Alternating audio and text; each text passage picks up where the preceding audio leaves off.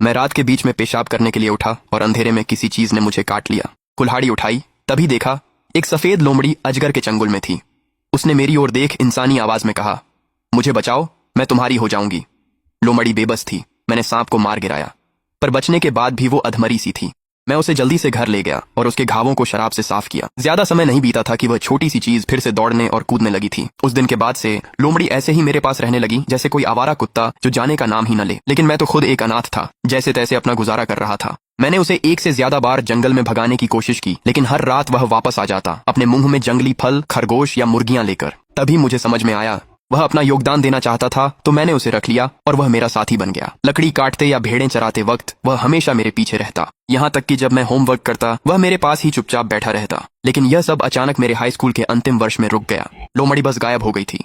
मैंने अंधेरा होने तक इंतजार किया, कोई लोमड़ी नहीं थी। लेकिन फिर एक बूढ़ी औरत मेरे दरवाजे पर आ गई। उसके पास एक छड़ी थी, मीठी मुस्कान थी और वह पूरी तरह से निर्दोष लग रही थी। युवक, मैं अपनी पोती को ढूंढ रही हूँ, क्या तुमने उसे देखा है? मेरा दिल बैठ गया। हाल ही में गांव के बाहर से कोई नहीं आया था। कौन सी पोती की बात कर रही हैं आप? उसने गला साफ किया और उसकी नजरें मुझ पर टिकी रहीं। मैं कुछ साल पहले चली गई थी, अपनी पोती को घर की देखभाल के लिए छोड़ गई थी। लेकिन जब मैं वापस आई तो वह गायब थी। किसी ने मुझे बताया कि वह तुम्हारे साथ रह रही है। मैं पूरी तरह से उलझन में था। मेरे घर में मेरे अलावा कोई नहीं था।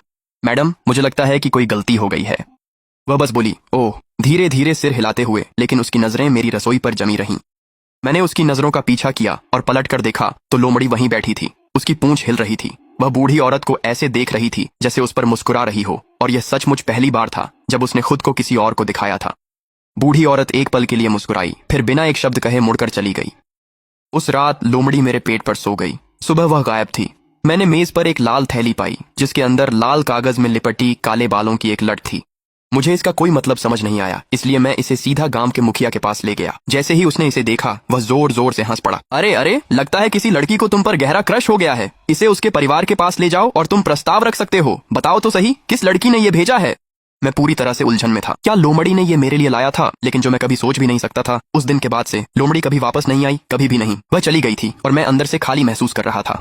हर दिन मैं बस खाता, सोता और पूरे पहाड़ पर उसे ढूंढता रहता था। कुछ नहीं मिला। मुझे लगा किसी शिकारी ने उसे पकड़ लिया। 2 हफ्ते की तलाश के बाद मैंने उम्मीद छोड़ दी थी कि वह फिर मिलेगा। फिर करीब 2 हफ्ते बाद एक रात जब मैं घर लौटा तो देखा कि एक बूढ़ी औरत मेरे गेट पर बैठी रो रही थी। मैं उसके पास गया और पूछा कि क्या हुआ है। उसने अचानक सिर उठाया और एक ठंडी डरावनी आवाज में बोली, मैं अपने पोते को ढूंढ रही हूँ। मेरा पोता गायब है। तुमने उसे देखा है ना?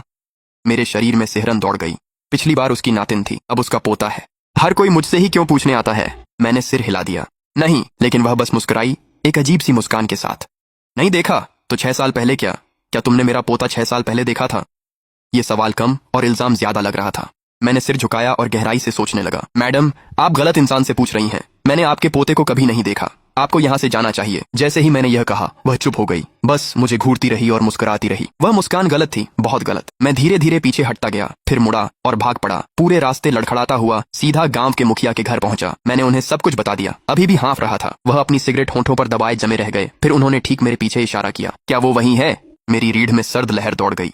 मैं कांपते हुए मुड़ा और वह वहीं थी, ठीक मेरे पीछे खड़ी, चुपचाप, बिना कोई आवाज किए। मैं इतनी तेजी से गांव के मुखिया के पीछे कूद गया। उन्होंने उसे ऊपर से नीचे तक देखा।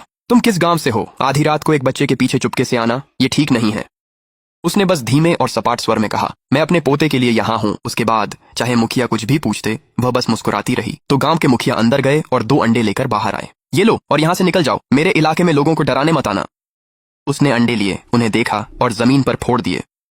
वह मेरी तरफ इशारा कर चिल्लाई, इसने मेरे पोते को मारा है, मैं इसे कभी नहीं छोड़ूंगी। मुखिया का चेहरा उतर गया। उन्होंने चिल्लाकर आंगन की बत्तियां जलाने को कहा। मैंने डोरी खींची और आंगन जगमगा उठा। तभी मुझे साफ दिखा, बुढ़िया के कंधे पर एक लाल जहरीला सांप था जिसके दांत और आंखें मुझ पर टिकी थीं। मुखिया घबरा गया। वे फुसफुसाए, बच्चे, मेरी आंखें कमजोर हैं, क्या उस बुढ़िया की परछाई है? मैंने मुड़कर देखा। वह एकदम सीधी खड़ी थी और उसके पीछे कोई परछाई नहीं थी, बिल्कुल नहीं। ठंडा पसीना मेरी पीठ तक भीग गया। मैं बोल भी नहीं पाया, मैं बस सिर हिला दिया। मुखिया ने अचानक अपनी आवाज ऊंची कर दी, डरो मत, मेरे कमरे में पुरानी तलवार है, ले आओ। मैं कांपते हुए अंदर भागा, पर तलवार नहीं मिली। मैं बताने ही वाला था कि बुढ़िया जा चुकी थी।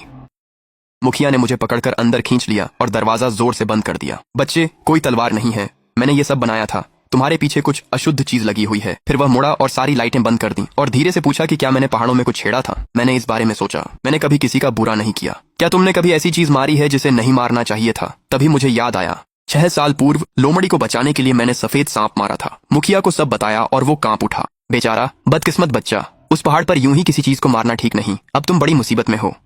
उसने कहा कि सुबह वह मुझे एक ओझा के पास ले जाएगा। आज रात मुझे उसके घर ही रुकना था और चाहे कोई भी मुझे पुकारे मुझे जवाब नहीं देना था, एक शब्द भी नहीं।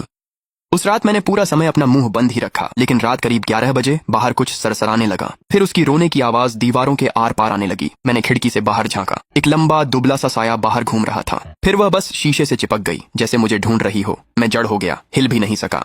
फिर मुखिया की आवाज दीवार के पार से आई, कंबल से अपना सिर ढक लो, मत देखो। मैंने झटपट कंबल सिर पर खींच लिया। दिल जोर जोर से धड़क रहा था, लेकिन रोना बंद नहीं हुआ। कभी तेज, कभी धीमा, कभी पास, कभी दूर।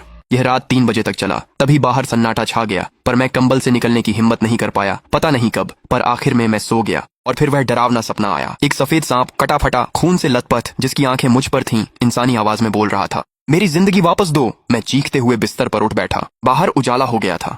मुखिया ने मुझे जगाया। अब अगले शमन के पास चलना है।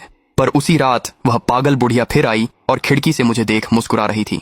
मुखिया छुरी लेकर बाहर गया। हमने अगरबत्ती और कागजी पैसे जलाए, प्रार्थना और मिन्नतें की, पर कुछ काम नहीं आया। सबसे डरावना क्या था, एक सुबह मैं ठीक उसी पेड़ के नीचे जागा जहां मैंने सफेद सांप मारा था। हम 3 दिन मुखिया के घर में डटे रहे और हर मुमकिन कोशिश की। मुखिया थका हुआ लग रहा था। मैं उसे और मुसीबत में नहीं डालना चाहता था, इसलिए चौथे दिन सुबह उसकी चेतावनी अनसुनी कर मैं घर की ओर भागा। पर उम्मीद के उलट घर के दरवाजे पर मुखिया हांफते हुए आ गया, हाथ में फावड़ा लिए। तुम मूर्ख हो, क्या लगा मैं तुम्हें अकेले जाने दूंगा? आज हम इसका अंत करेंगे। अब इस मोड़ पर मैं कुछ नहीं छुपाऊंगा। वह मुड़ा और भारी मन से मेरी ओर देखने लगा। विलो कबीला तुम्हारी जान लेने आ रहा है। इससे बाहर निकलने का सिर्फ एक ही रास्ता है। मैं तो लगभग डर के मारे उछल ही पड़ा। विलो कबीला? इस गांव में उस नाम का कोई भी परिवार नहीं है। मैंने सोचा शायद वह मुझसे मजाक कर रहा है, लेकिन उसने सिर हिलाया, पूरी तरह गंभीर होकर। उसने मुझे बताया कि इन पहाड़ों में 5 महान आत्मा कबीले हैं, लोमड़ी, नेवला, कांटेदार जंगली चूहा, विलो सांप और ग्रे चूहा। वो सांप जिसे तुमने तब मारा था और जो अब तुम्हारा शिकार कर रहा है, दोनों विलो कबीले से हैं।